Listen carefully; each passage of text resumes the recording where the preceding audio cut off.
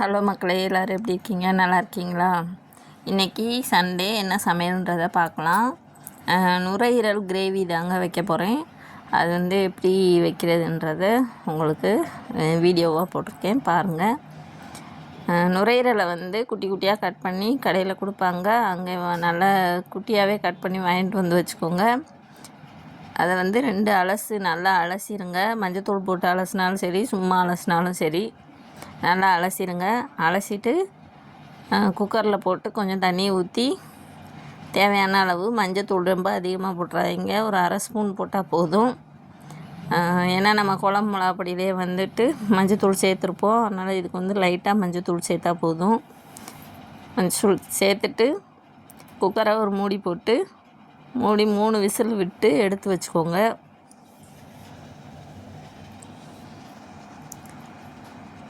அதாவது இது வந்து குழையாது, கொஞ்சம் நல்லா ஸ்பாஞ்ச் மாதிரி இருக்கும் இந்த இது பார்க்கும்போதே.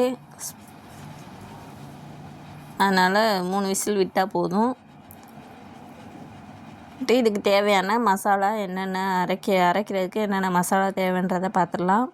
அதுக்கு வடை சட்டியில் எண்ணெயை ஊற்றிட்டு சின்ன வெங்காயம் ஒரு 100 கிராம் கட் பண்ணி வச்சுக்கோங்க. தக்காளி 2 தக்காளி, அப்புறம் பட்டை, கிராம்பு, அன்னாச்சி பூ, பிரிஞ்சி இலை இதெல்லாம் போட்டு நல்லா வதக்கிட்டு இப்போ வந்து சின்ன வெங்காயத்தை அதோடு சேர்த்துக்கோங்க. கருக விட்டுறாதீங்க. கொஞ்சம் சீரகம், சோம்பு, பட்டை, கிராம்பு, அன்னாச்சி பூ இதெல்லாம் வந்துட்டு சேர்த்து போட்டுக்கோங்க. நல்லா பொன்னிறமாக ஆகணும், ரொம்ப கருக விட்றாதீங்க. சின்ன வெங்காயத்தை சேர்த்து வதக்கிக்கோங்க. கொஞ்சம் லைட்டாக வதங்கிட்டு இருக்கும்போது தக்காளியை சேர்க்கணும், முதலே சேர்க்க வேண்டாம்.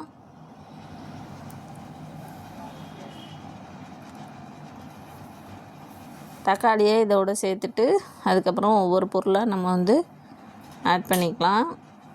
2 ஸ்பூன் வந்து மிளகு எடுத்து வச்சுக்கோங்க. கொஞ்சம் முந்திரி பருப்பு, அப்புறம் இஞ்சி பூண்டு. இது கூட வந்து உரப்புக்கு வந்து நம்ம மிளகு சேர்த்துருக்கோம். இப்போ என்ன பண்ணுறதுன்னா 1 ஸ்பூன் வந்து குழம்பு மிளகாய்த்தூள், உங்களுக்கு எத்தனை ஆள் இருக்கீங்களோ அதுக்கு தகுந்த மாதிரி குழம்பு மிளகாய்த்தூள் சேர்த்துக்கோங்க. இது வந்து மிளகு காரம் அதிகமாக இருக்கிறதுனால அளவாகவே வந்து குழம்பு மிளகாய்த்தூளை சேர்த்துக்கோங்க. இது நல்லா வெங்காயம் நல்லா வதங்கிட்டு இருக்கும்போது வந்து தக்காளியும் சேர்த்து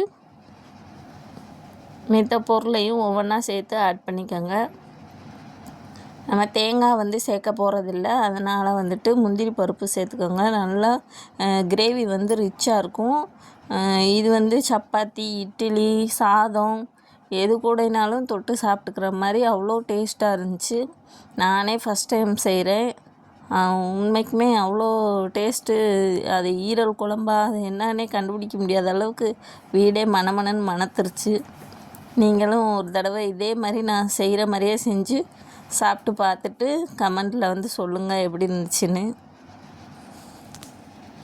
நுரையீரல் வந்து ஆட்டு கடையில் வந்து தொங்க விட்ருப்பாங்க. அதை பார்த்துட்டு நான் பார்க்க தான் செய்வேன், அதை வாங்கி சமைச்சதெல்லாம் கிடையாது. சரி, இதை ஒரு நாளைக்கு வாங்கி சமைச்சு தான் பார்ப்போம் அப்படின்னு சொல்லிட்டு தான் இன்றைக்கி வாங்கிட்டு வர சொல்லியிருந்தேன்.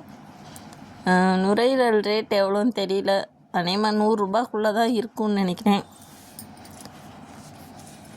இதை வந்து அடிக்கடி நம்ம செஞ்சு சாப்பிட்டோம்னா அந்த நுரையீரலில் இருக்க சளி, அப்புறம் வந்து இந்த மூச்சு திணறல் இந்த மாதிரி இது வந்து சரியாகுதுன்னு சொல்கிறாங்க. அதனால தான் இந்த இதை வாங்கி ட்ரை பண்ணேன். ஃபஸ்ட் டைமே அட்டகாசமாக இருந்துச்சு குழம்பு. சரி, அதனால தான் நீங்களும் செஞ்சு பார்ப்பீங்கன்னு சொல்லிட்டு தான் வீடியோ எடுத்தேன். இப்போ இந்த இதெல்லாம் போட்டு நல்லா வதக்கி வச்சுக்கோங்க. இதை வந்து கொஞ்சம் ஆறினோடனே மிக்ஸி ஜாரில் போட்டு அது மாதிரி அரைச்சி நல்லா ஃபைன் பேஸ்ட்டாக அரைச்சி எடுத்துக்கணும். இஞ்சி பூண்டு சேர்த்துக்கோங்க, தேவையான அளவு சேருங்க. அதே அளவுக்கு அதிகமாக சேர்த்துறாங்க. சும்மா ஒரு 4-5 பூண்டு, ஒரு 2 துண்டு இஞ்சி. அதுக்கடுத்து வடை சட்டியில் எண்ணெயை ஊற்றிட்டு இப்போ தாளிப்பு கொடுத்துடலாம். சோம்பு கொஞ்சோன்னு போட்டுட்டு கருவேப்பிலை போட்டு, சோம்பு நல்லா பொரிஞ்சதுக்கப்புறம் கருவேப்பிலையை போடுங்க. போட்டுட்டு இப்போ நம்ம குக்கரில் வந்துட்டு 3 விசில் விட்டு எடுத்து வச்சுருக்கோம்ல, அந்த நுரையீரலை வந்து அதோடு சேர்த்து ஊற்றிக்கோங்க. ஊற்றிட்டு கிண்டி விட்டுருங்க. இந்த நுரையீரல் வந்து குக்கரில் வைக்கும்போதே லைட்டாக உப்பு போட்டு வேக வச்சுக்கோங்க. ஏன்னா அந்த நுரையீரலில் வந்து உப்பு பிடிக்கிறதுக்காக. இப்போ வந்துட்டு இதை ஊற்றிட்டு நம்ம அரைச்சி வச்சுருக்க அந்த விழுதுகளையும் சேர்த்து கலந்து விட்ருங்க. கலந்து விட்டுட்டு உப்பு வந்து கரெக்டாக இருக்கான்னு பார்த்துக்கோங்க. ஏன்னா நம்ம உப்பு வந்து நுரையீரலில் போட்டிருப்போம். இப்போ கொஞ்சம் தண்ணி ஊற்றி இந்த மசாலா சேர்க்குறனால உப்பு பத்தாமல் இருக்கும். அதனால் உப்பு கொஞ்சம் சேர்த்துக்கோங்க. சேர்த்துட்டு நல்லா கொதி வந்து நல்ல கிரேவி மாதிரி சுண்டி வரணும். சுண்டி வந்துச்சுன்னா சூப்பராக இருக்கும். இது கூட லாஸ்ட்டாக வந்து கொத்தமல்லி தழை தூவி இறக்குங்க. அவ்வளோ ஒரு அட்டகாசமாக இருந்துச்சு இந்த குழம்பு. இதை வந்து குழம்பாகவும் யூஸ் பண்ணிக்கலாம், கிரேவி மாதிரியும் தொட்டு சாப்பிட்லாம். கிரேவி வந்து அவ்வளோ டேஸ்ட்டாக இருந்துச்சுங்க. உண்மையாகவே ரொம்ப டேஸ்ட்டாக இருந்துச்சு.